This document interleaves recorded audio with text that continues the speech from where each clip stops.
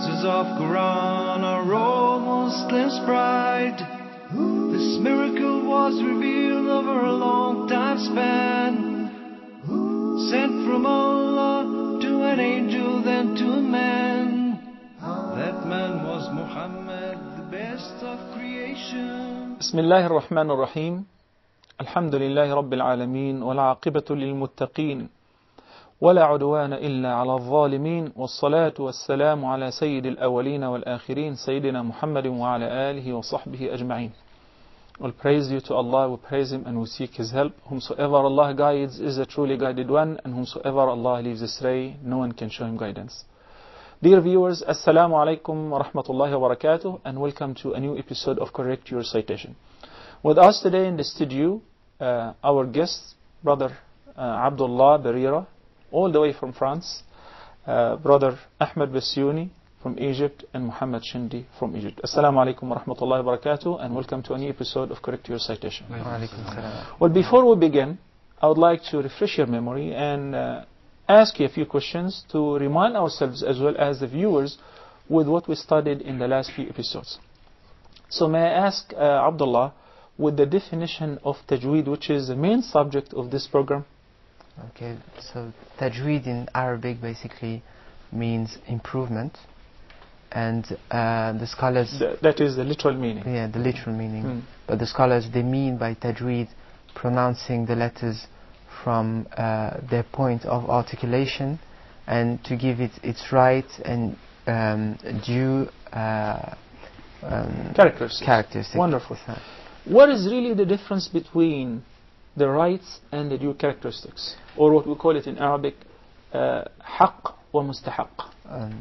They mean by right that its articulation point never changes. Exactly. And they mean by due characteristics, as well as other characteristics which are permanent. Yeah. Such as al-infitah, al-isti'la, al-itbaq, etc., which we will study inshallah in the future once we get to study the characteristics of all the Arabic alphabet. Inshallah. These are permanent characteristics, and that's why we call it the haqq, the due rights. What about the due characteristics which are not permanent?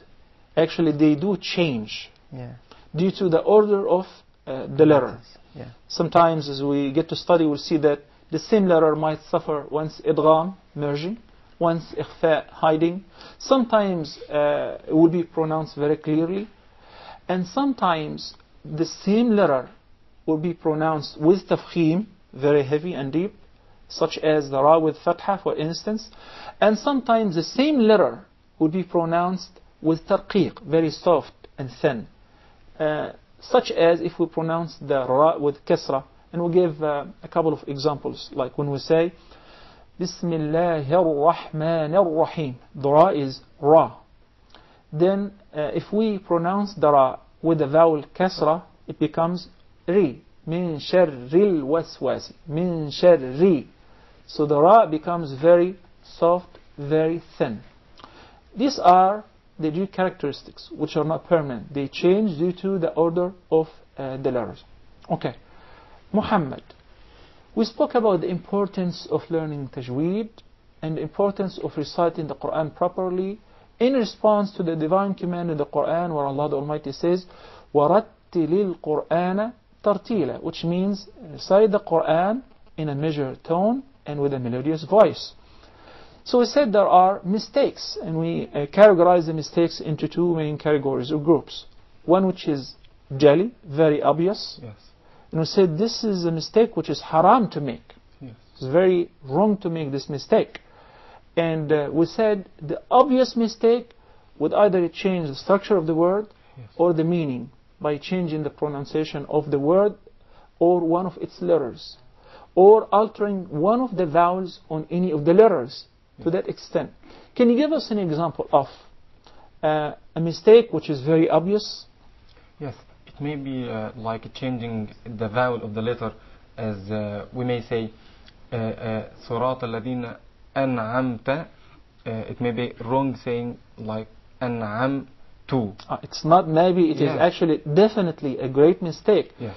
And this is a very important example. Imagine when you say أنعمت, it is, oh you Allah the one who bestowed your favor, Yes. because it is to the second person. But when you say أنعمت, you change the vowel on top of the ta into Dhamma, it becomes the first person. I did. Yes. So you change the meaning totally. What about changing the letters? Some Yes. examples. Like saying كذلك يطبع الله. It can be wrong saying as يتبع الله. So basically that refers to the importance of learning the points of articulation of each letter. Because the ta and the ta are very nearby. Yet they change the meaning totally if you change one of the letters to the second or to the other. Yatba means puts a seal, but yatba means to follow. So changing the pronunciation of the letter, just the letter, would change definitely the meaning of the entire word. But like ضالين saying it الدالين something. Exactly. Yeah. Can you tell me the difference between الضالين and الدالين? الضالين who a person misleads. الضالين, those who went astray, Yes. have been misled. Okay. And الدالين, person who guided. Exactly. Imagine changing the dad into dal has actually changed the meaning into its opposite. Yes. So that's why we call it, this is an obvious mistake. لحن جلي. And the scholar said, اللحن الجلي, or making an obvious mistake in the Quran, is haram. And there is a general consensus of the reciters of the Quran over this ruling. Muhammad, now it's your turn. Can you give us an example of a hidden mistake in the recitation? A hidden mistake, first like rolling the ra, like in the Ar-Rahman, rolling the ra. The unwanted repetition or rolling of the ra. And why is this a hidden mistake? It doesn't change the meaning at all. And it's not changing the letter. Rather, it is just mispronouncing the letter. It is a mistake. But it will be only figured out by those who are skilled and professional in the recitation of the Quran, professional reciters, those who are knowledgeable in the science of tajweed. Does it mean that it's okay to do it and no problem with it? No. And that's why we're studying, to avoid these even fine mistakes, because you are dealing with Allah's word. So you want to recite it in the best way, as the Prophet ﷺ used to recite it, as Jibreel ﷺ taught it to Prophet Muhammad ﷺ. Can you give me another example? Like pronouncing the Dhamma between the Fatha and the Dhamma. When we come to learn about the vowels, the Dhamma, the Fatha and the Kasra, we learn how to pronounce each letter with the proper vowel. But sometimes we mix up. Some people mispronounce the Dhamma, so it is pronounced in a level that's between the Dhamma and the Fatha. They do not collect their lips. The Dhamma is say oo.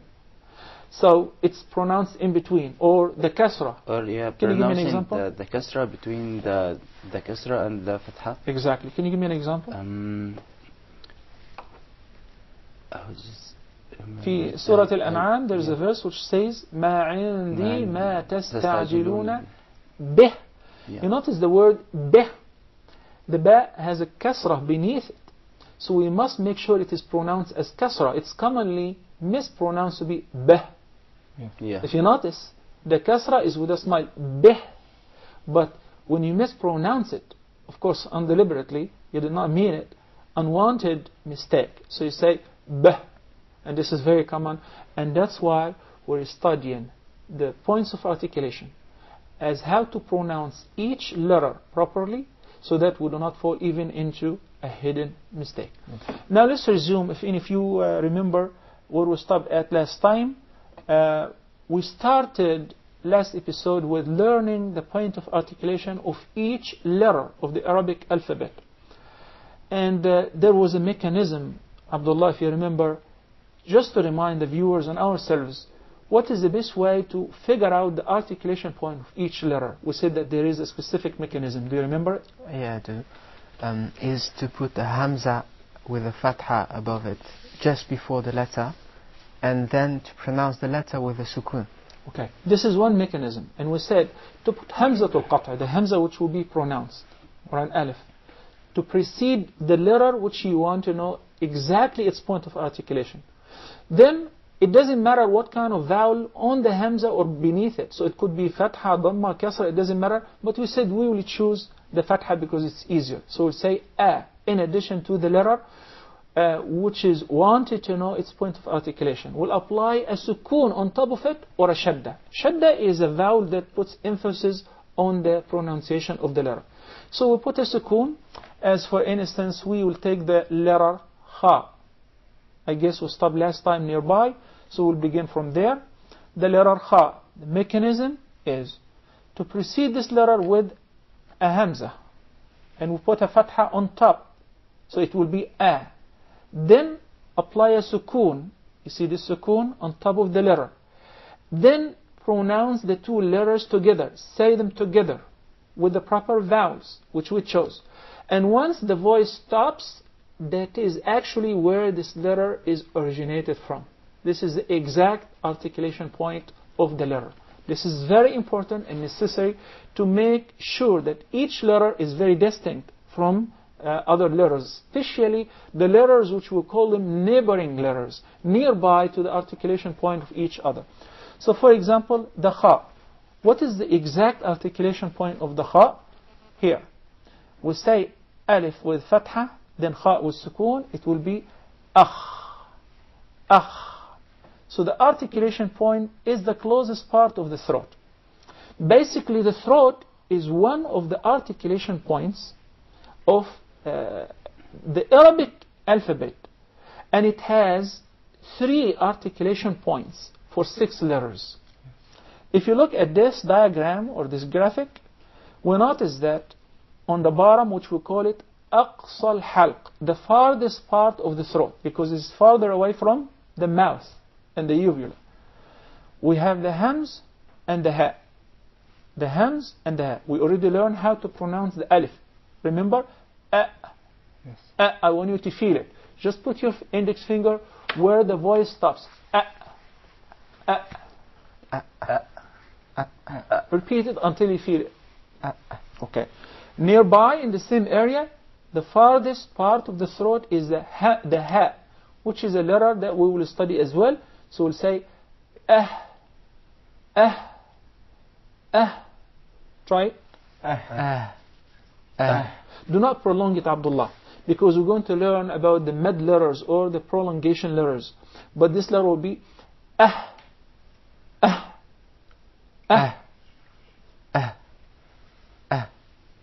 Exactly. Okay. Right on top of them, the middle part of the throat, there are 2 letters, the ayn and the ha. We studied the ha in the last episode. Yes. Next to it is the ayn. We'll come to study it as well. But right now we're studying the kha, the nearest part of the throat to the mouth, and we call it adna al-halq. Adna because it is the closest part of the throat to the mouth. Aqsa means the further. Okay. So how would we pronounce the kha? Watch this and watch the changes which take place in the throat and how your mouth and tongue would tend to pronounce the kha.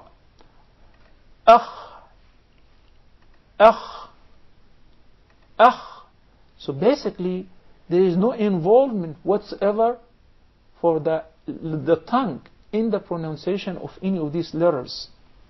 That's why we call them حروف الحلق or الحلقية. This group of 6 letters, the hams, the ha, the ayn, the ha, the ghayn, and the kha, with their levels. The hams and the ha are the farthest part of the throat, أقصى الحلق. The ayn and the ha, the middle part. The ghayn and the kha, the nearest or adna, the nearest part of the throat to the mouth. Look at the diagram once again. Okay. So watch the kha again. Akh. Akh. Akh. Akh. Akh. Akh. Exactly. Yes. One very important thing. The kha is a letter which is described as letter of tafkhim, a very heavy letter by nature. Okay. Sometimes when we come to pronounce the hamza which precedes the kha, we tend to make it heavy as well, while the hamza or the alif is always soft. So it is a mistake to say akh. No, that's wrong. The right is to say, remember what to say, to give each letter its rights and due characteristics. So you treat each letter as a person. You respect each letter. Yes. So you gotta say because the hamza is from the halq, the farthest part, a, a, a, a. Then you come to the kha, which is heavy, you say akh. Yes. Akh. Akh. Okay? Okay. One more time. While we're watching the changes, I would like you to pronounce it. Yes. Okay? Watch this. Akh. أخ Akh. أخ Akh. أخ. Very good. I know actually this is the most difficult part of tajweed, to know how to pronounce the letters properly. To many of the viewers that might seem boring, but guess what? I deliberately chose this part to begin with because without it, you will not be able to recite the Quran. And many of those Arabic speaking people think that they know how to recite the Quran, but unfortunately due to some grave mistakes they make in the pronunciation of the letters and not pronouncing the proper letters from the proper articulation points, we say you make a mistake, and it is an obvious mistake that we should avoid. We get back to take the next letter before we take a break, which is the letter Dal. I would like you to pay close attention to the letter Dal because there will be another letter close by, and normally people mix up between these two letters. Okay? The letter Dal, as we agreed, preceded with a Hamza, put a Fatha on top, it will be A. Then a Sukun on top of the letter Dal, it will be Ad. Ad. Ad. Now I would like you to guess before we read together and before I inform you about the exact articulation point of the Dal. Where does the Dal come from? Where does it originate from? Abdullah. Practice it, then I want you to describe it. Ad. Ad. Ad is from just behind the teeth. Okay. Does the tongue have anything to do with the pronunciation of the Dal? Yeah. Definitely. Which part of the tongue? The tip of the tongue. The tip of the tongue. Okay. So the Dal is pronounced from the top side of the tip of the tongue. Top side? You see, we're very, very specific and precise. Because not just the tip has a top and has a bottom. We're talking about the top part of the tip of the tongue. And what lies opposite to it of what? The gum line of the two front upper incisors. The two front teeth. The upper gum. The gum line. So when the tongue hits and strikes this part, the gum line of the two upper front incisors, that is exactly the articulation point of the Dal. Why don't you practice it? Ad. Ad. Ad. Ad. Ad. Ad. Muhammad? أد Ad. أد Ad. أد. One more time for the viewers. The Dal is pronounced from the top side of the tip of the tongue and the gum line of the two front upper incisors. Well, let's take a short break and we'll be back in a couple of minutes. Assalamu alaikum wa rahmatullahi wa barakatuh. Recite it every day and do read it loud.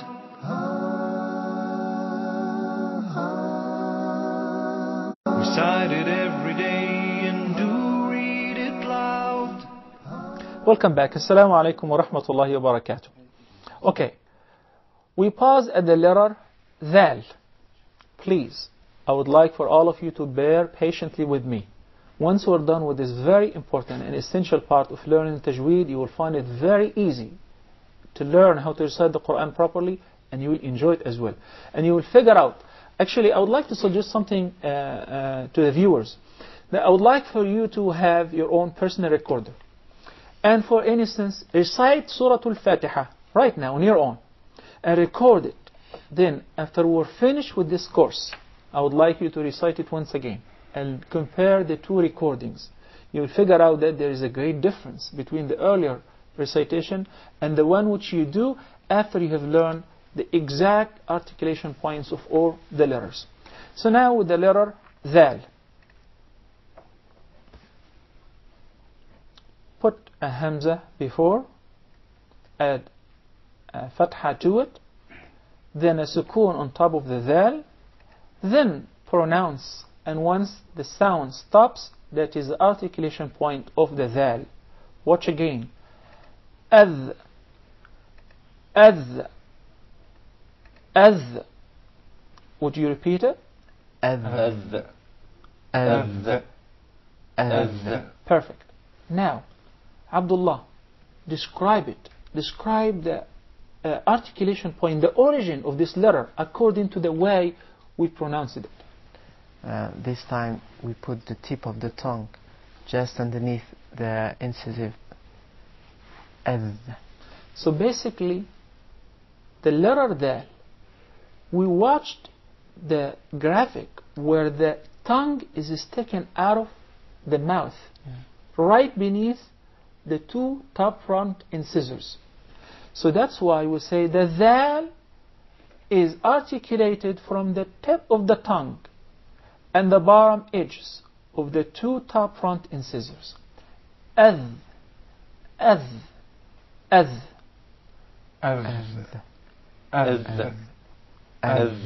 By the way, the letter dal, along with two other letters, which are, let's go back, the tha and the va.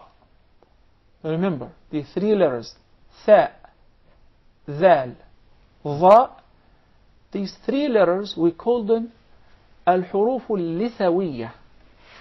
Lithawiyya due to the origin of these letters, because they come close to the elevated area right above the gum of the top front incisors. So we call them huruf lithawiyya. It is commonly mispronounced. Some people will call it lathawiyya. Rather, in Arabic it is called lithawiyya because we call the gum litha. Yes. So that's why it is proper to say lithawiyya. There are three letters put in one group, tha, dhal, va. So make sure that you stick the tip of your tongue out right beneath the top front incisors when you say ath or adh or adh.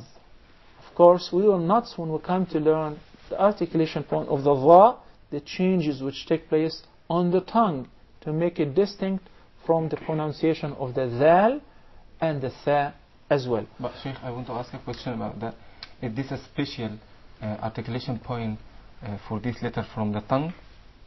Exactly.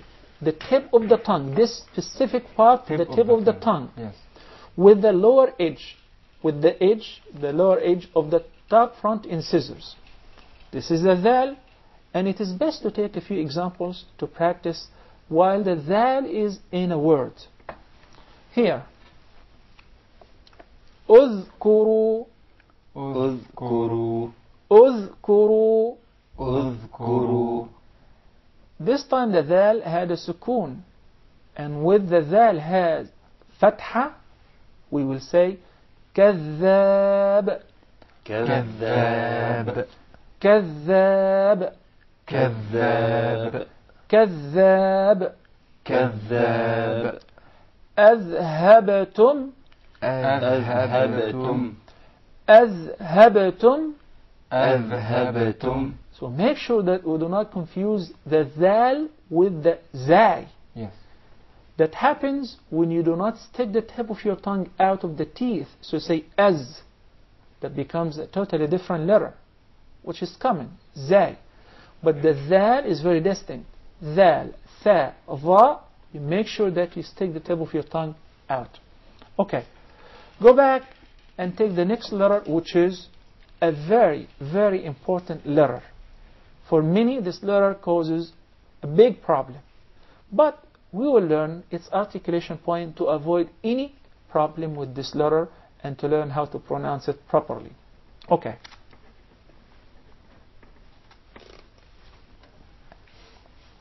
The letter Ra. I wonder, this letter for the English speakers is pronounced totally different, from a totally different articulation point than the letter Ra in Arabic. So let's first learn its articulation point in Arabic.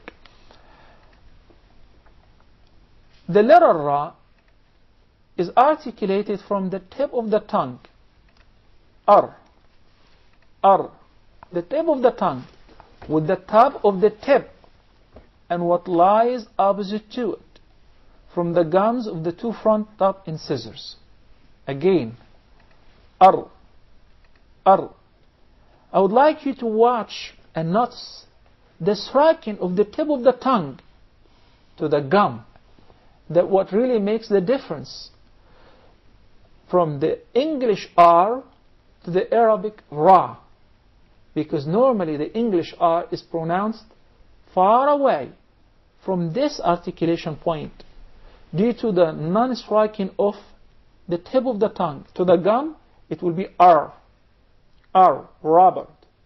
But in Arabic, you gotta make sure that the tip of the tongue would hit the gum of the two top front incisors. Again, R. And beware, do not roll up the Ra. Do not repeat it.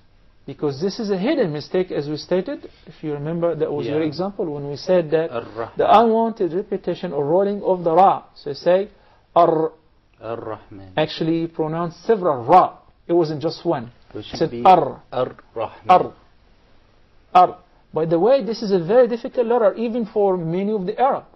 But by practice, inshaAllah, and by seeking the help of Allah, we find everything easy and affordable. So once again, the makhraj, or the origin of the Ra, it's articulated from the tip of the tongue with what lies opposite to it of the gums of the two front top incisors. Ar, without the repetition of the Ra. By the way, the Ra, along with other two letters, which are the Noon and the Lam, will be grouped together, and we will call them Al-Hurufu Al-Dhalqiyya, because this is a very specific part of the tip of the tongue which is called Al-Dhalq. So due to sharing the same origin and sharing the same part of the tip of the tongue, these letters, which are the Ra, the Noon, and the Lam, will be grouped together, and we call them Al-Hurufu Al-Dhalqiyya. I'm emphasizing on that because some of the viewers would like to be professional in the recitation of the Quran, would like to know what gathers certain groups of letters together. So remember, we took one letter of Al-Huruf Al-Dhalqiyya, which come from a specific part of the tip of the tongue, along with the gum of the upper top incisors, the Ra. You make sure that there is a slight striking, or the tip of the tongue would hit the gum to be pronounced properly, without rolling or the repetition of the Ra. Abdullah, would you please say it properly? Ow. That's an English Ra now, where the tip of the tongue is far away from the gum. I would like you to feel it. Ow.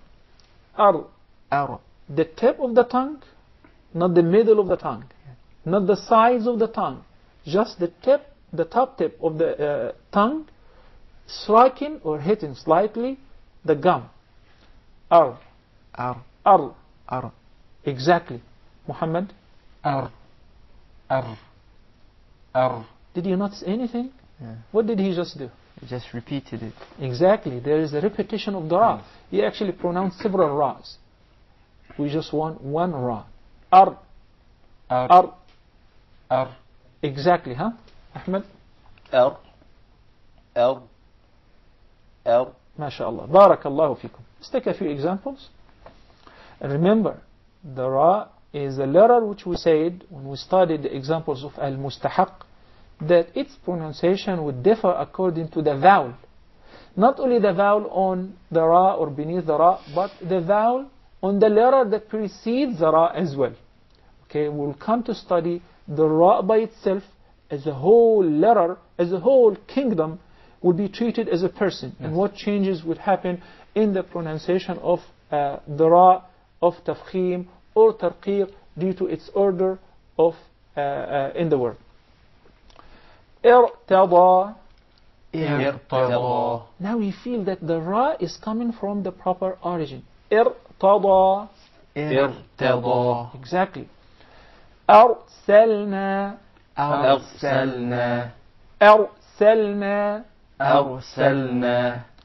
Arwassi.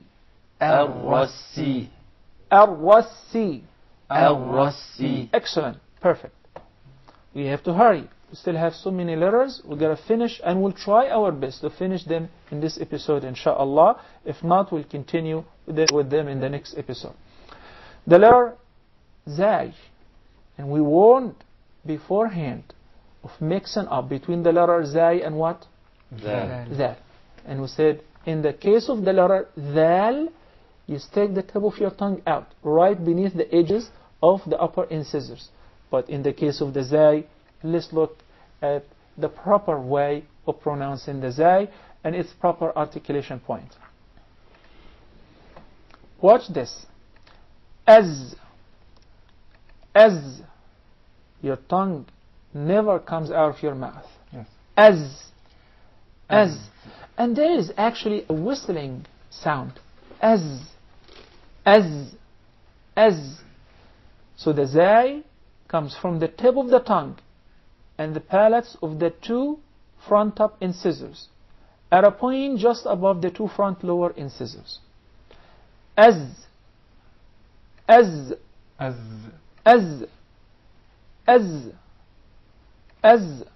Again. As. Don't you notice that whistling sound? Yes. Yeah. Okay. And that's why the letter Zay and a couple of other letters, Sin and Sad, have the same characteristics, which is as-safir. When you pronounce them, you hear and you feel the sound of the whistling. So that's why we call them al-huruf al-asaliya, and they share this characteristic, which is whistling. Okay. Taking examples is a very important tool in learning how to pronounce the letters properly in the words. Azad. Azad. Azad. Azad. Azad. Azad. Rizq. Rizq. Rizq. Did you notice here the ra is very soft and light? Yeah, because it has a kasra. So say ri. Versus rahim. Yes. Yeah. Rizq. I don't want you to forget, we're actually aiming at the Zay. Rizq. Azza.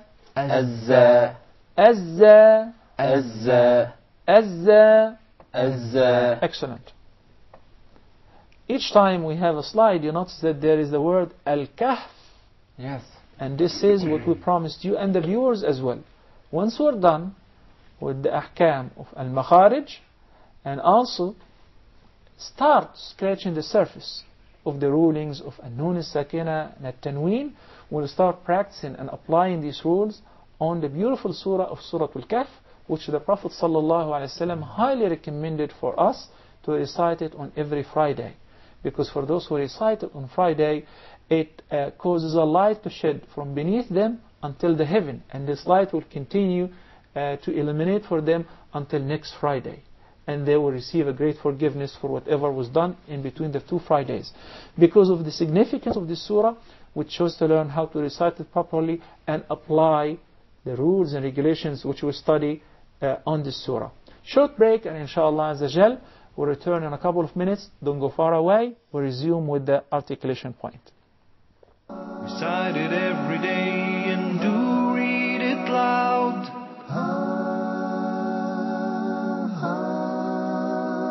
Recite it every day and do read it loud. Assalamu alaikum wa rahmatullahi wa barakatuh, and welcome back. I'd just like to remind you in the beginning of this last segment of today's episode that this is a beautiful gathering that is surrounded with the angels, and hopefully Allah is descending His tranquility and covering us with His mercy. Amen. And also is praising us in a gathering that is with Him due to studying His book. So whether you are with us in the studio or at the convenience of home, may Allah bless you all, and may Allah help us to learn how to recite the book of Allah properly, and of course understand it and act upon its meaning and rules and regulations. Amen. Now brothers and sisters, let's resume. We start at what letter? The letter Zay. We already finished the letter Zay, Yes. right? And we made it very distinct and different from the letter Zay. Okay. We said the letter Zay and a couple of other letters share a very important characteristic, which is the whistle. And we also call the three letters were put together in a group which is known as The letters which are known as al-asaliya. Al-asala is the top part of the tongue. That's different than the dhalq. So these three letters share this origin. So that's why we call them al-huruf al-asaliya. Let's study the letter sin and would remain for us another letter of this group of three letters. Sheikh, I want to know the meaning of the word asal again, please. Asalatul lisan is the top, the tip of the tongue. Yes. Muqaddimatul lisan, or the tip of the tongue. Yes. Okay? Now, the letter sin, as we agreed before, you put a sukun on the letter itself, preceded with a hamza, has a fatha, as this is a mechanism which we chose to recognize the exact articulation point of each letter of the Arabic alphabet. Now, I'm going to pronounce it while studying the diagram and what changes takes place in the mouth and the tongue. S, S, S, S, not S. This letter is completely different from the letter Tha. That's why we have two letters. So in the case of the Tha, stick out the tip of your tongue. But in the case of the Sin, you keep it inside. The Sin is articulated from the tip of the tongue in the palates of the two front top incisors at a point just above the two front lower incisors. Yes. S, S, S, S, S, S. Exactly. I also would like to request the viewers to practice along with me as well. Did you notice the whistle while pronouncing the letter Sin? Of course. S, S, S. And make sure there is a letter that is coming right away. Many people confuse these two letters together, the letter Sin and the letter Sad. So once again, before we go to the next letter, remember, the letter Sin comes from the tip of the tongue and the palates of the two front top incisors. S, S, S. Let's take some examples.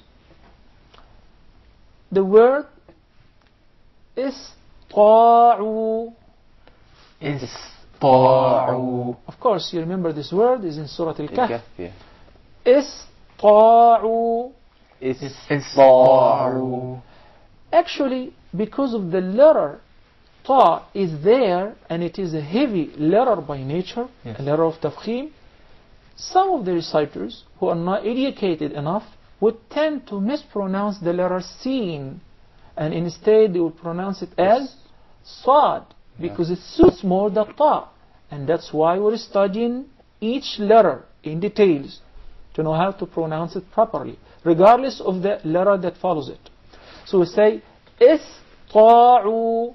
Ista'u. It is a fatal mistake to say Ista'u. Ask Yes, a question, Yaqub. by the way. Sure. If I say Ista'u with the Sad, is it considered as an obvious mistake? That's definitely an obvious mistake. It doesn't have any meaning, the word Ista'u that I know of. In addition to, you change the pronunciation of the Sin into a Sad. So why would we have two letters then? Why didn't we make them one? Isn't it confusing? Because as you noticed before, if I'm not an expert, it's very confusing, especially for the foreigners. Exactly, and that's why we're here, to make you an expert. Okay. So it will be pronounced as Sin, not Sad. Okay. Ista'u. Ista'u. Along with whistle, if you remember. Sometimes I saw the letter of Sin or Sa on the same letter on the Mus'haf or in the Quran. Okay, that's a totally different issue. Yes. But we learn in some words in the Quran, due to reciting with a specific dialect, the Sad will be deliberately pronounced as Sin. For example, when we say Musaytir, we'll recite it as Musaytir. And that has its conditions, which inshallah we'll study it when we come there. We still have a long way to go. I wish we can have everything in one episode, but of course that's impossible.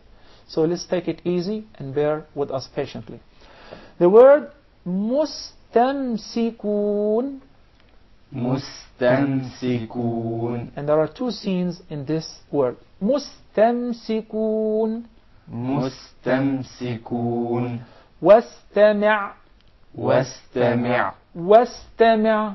واستمع. Of course, we don't have any problem whatsoever with pronouncing the scene properly because it's followed by a letter that's already مرقق, so it will not be confused with the صاد. It will be easier to say it as scene. مستمسكون. مستمسكون. Okay. Back to the menu where we take the next letter, the sheen. Quickly, put a sukoon preceded with a hamza and a fatha, and it will be ash. Ash. Muhammad, what do you notice the most as far as changes that take place either in the mouth or in the tongue? Look at the diagram once again, pay close attention and describe it. What happens? Ash. Ash. Ash. Ash. We don't say the sheen, but the top of the tongue. We use the middle part of the tongue. Exactly. So there is a very noticeable elevation in the middle part of the tongue. Watch this once again. Here, the middle top of the tongue. Once you pronounce the sheen and you stop at it, once the sound is seized, that is the articulation point. So the changes took place in the middle of the tongue, in its elevation. Ash. Ash. Abdullah. Ash. Ash. Ash. Ash. Ash. Okay. So the sheen is articulated from the middle of the tongue, and what lies opposite to it from the upper palate, or the roof of the mouth. Ash. Ash. Ash. The letter sheen, along with other two letters, were put in a group and were given the title, the letters which are known as al-huruf al-shajriyah. The word shajr is actually referring to the middle of the mouth. The middle of the mouth. It's commonly mispronounced. Some of even the Arab would say shajariyah, and there is a big difference between both of them. When there is a sukoon on the letter jim, that's shajriyah, means from the middle of the mouth, while shajariyah is referring to a tree. Tree. Okay. Sheen and Sheikh. The sheen, Yes. the jim, and the ya, which is not a mad ya. Yes. There are three letters, which we studied some of them, and we'll get to study the rest, are different. We consider them mad letters, which we'll study them separately. They all come from the indefinite empty space in the mouth and the throat. These letters are known as the mad letters. We'll study them separately. Yes. The ya is one of them. So the alif, the waw, and the ya, which are put together in a word why. Waw, alif, and ya. The waw and the alif and the ya, when they don't have any vowel, we call them, they have sukoon. Then each letter will be preceded by its corresponding vowel. For instance, the waw, whenever it's preceded by a dhamma, like nu. So we will tend to prolong the waw into two motions. 1, 2. Say nu. That's different than the waw which has a vowel, or the waw which has a sukoon and it's not preceded by a dhamma. So now, the alif, whenever it is sakina and it's preceded by its corresponding vowel, which is the fatha, such as ha. There is an alif, sakina, preceded by a vowel that is fatha. Regardless what letter that precedes the alif, we're focusing on the vowel itself. So that's a mad letter. Then there is we talked about the ya, and we spoke about Wow.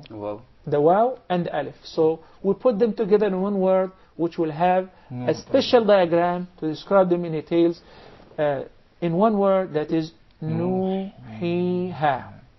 Back to our subject, the sheen and the jim and the ya, which is not a mad ya, are put together in a group, and this group is called shajriyah, simply because of this, because they come from the middle of the tongue. So if I go ahead of these letters and try to pronounce them, the sheen, the jim and the ya. We already studied the jim, and we said Aj.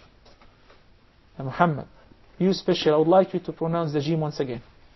Ad. Not ag. Yeah. There is no gim in Arabic. It is Aj. Aj. Ad. It seems like it comes from the middle of the mouth. Aj. Aj. And the sheen. Ash. Ash. You know, it's the elevation in the middle of the tongue to hit the upper palate, the roof of the mouth. Ash. Ash. And of course, the letter ya, which is the last letter we'll get to study, but quickly, ay. Ay. Ay. The three letters are put together in one group, which is called Shajriya. not Shajriya. Shajriya. Remember, Shajriya. I don't really know if we have enough time to continue with the rest of the letters, but we're not wasting a single minute. By the praise of Allah, alhamdulillah wa shukrullah, we're doing the best thing ever. We're trying to learn how to recite the word of Allah properly, so that we acquire the first step in the fantastic hadith, the sound hadith of Uthman ibn Affan, which he narrated that the Prophet ﷺ said in it, خيركم من تعلم القرآن وعلمه, which means the best of all of you is the one who learns the Quran, and this is the first step, then teaches it to others. So we ask Allah subhanahu wa ta'ala to make amongst those who learn the Quran and teach it to others. أقول قولي هذا وأستغفر الله لي ولكم. And to be continued next episode, I leave you في أمان الله. السلام عليكم ورحمة الله وبركاته. Brothers and sisters, to increase